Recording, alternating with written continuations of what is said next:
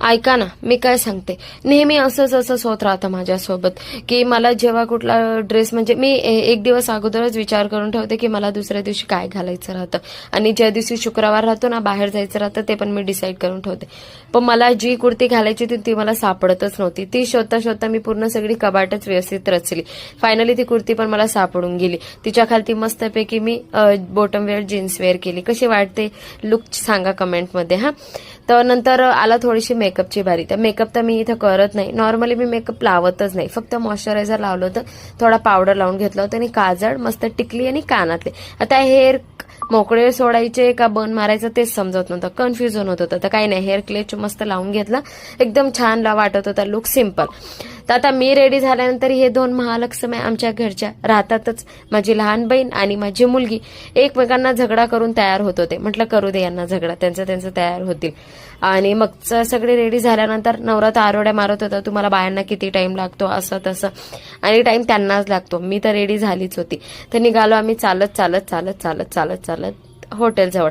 आता तुम्ही म्हणणार चालत चालत कशाला, अहो माझ्या घरापासून हॉटेल थोडंसंच लांब आहे, काही जास्त नाहीये, आणि गाडीवरती आम्ही 6 मेंबर होतो तर मानणार नव्हतो.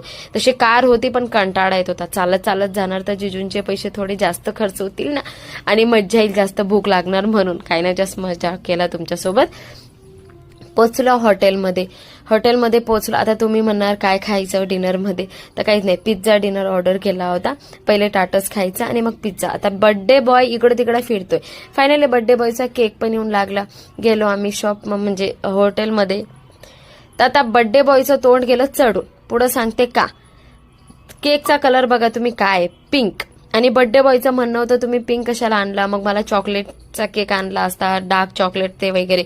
तर हा केक त्याच्या काकाने आणला होता. कसं तरी बर्थडे बॉयला समजावून केक कट केला आणि इतके आरोडे मारत होते मुलं, happy birthday to you, happy birthday to you. अरे त्यांना कसं तरी समजवलं, तेव्हा जाऊन शांत झाले. आणि माझ्या बहिणीचा लहान मुलगा, सगळ्यात लहान मेंबर आमच्या फॅमिलीचा, तो विचारूच नका, इतक्या आरोड्या मारत होता, केक केक केक करून आरोड्या मारत होता. तसे हॉटेलवाले पण खूप छान आहे, त्यांनी समजून घेतलं. केक वगैरे कट झाला, त्यांनी पॅक करून दिलं. आता येते जेवणाची भारी. तर जेवणामध्ये ना टाटस होतं, टाटसमध्ये इतके सारे मेन्यू होते ना, विचारू नको. मी तर सगळ्यांनी प्लेट फुल भरून घेतले होते, पण आमचे जिजू आहेत ना, ते एक टांग खेचल्याशिवाय त्यांना शांती भेटत नाही. मला टोमणे देता की तू 2 दिवसाचं एक सोबतच घेतलं. म्हटलं तुम्ही कोणता, तुम्ही 2-3 वेळेस गेले. म्हटलं मी तर उठली पण नाही. त्यानंतर मस्ती मजाक चालू राहते जिजूंची. पिझ्झा ते खाल्लं गेलं, डिनर्स मस्त झालं. नंतर लास्टमध्ये ऑप्शन होती मस्त मॅक्रोनी आणि आईस्क्रीम, ती पण मस्त एन्जॉय करून खाल्ली आम्ही सगळी फॅमिलीने. तर कसा होता हा छोटासा मिनी व्लॉग सांगा कमेंटमध्ये. Bye bye.